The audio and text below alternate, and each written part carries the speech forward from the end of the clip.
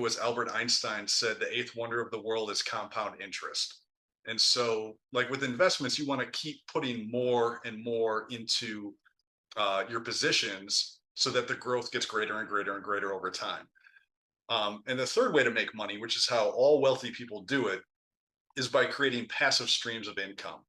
Um, otherwise called like income producing assets. And these can be a number of different things. So, like this podcast, for example, is an income producing asset.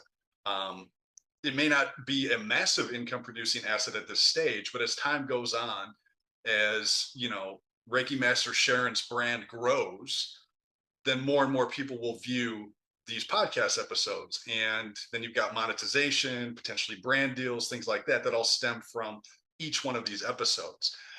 You can also look at, writing books, all sorts of other content on various other social media platforms, creating music, creating art, creating courses, ebooks, programs.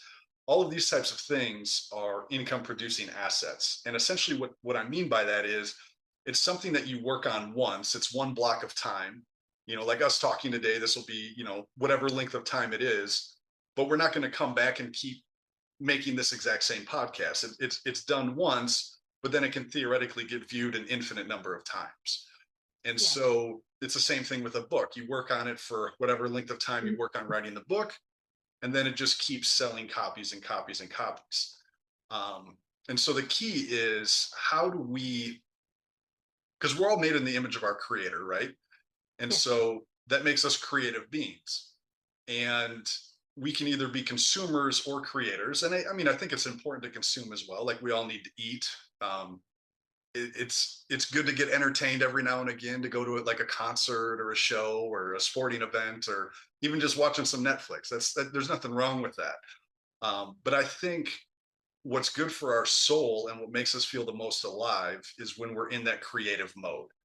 And creating is service, because whether you're making a movie, a TV show, a book, etc., somebody else is consuming it and they're benefiting from it, at least if you're aligned in your creation. Obviously you can create things that kind of take from people, but that's a whole nother tangent.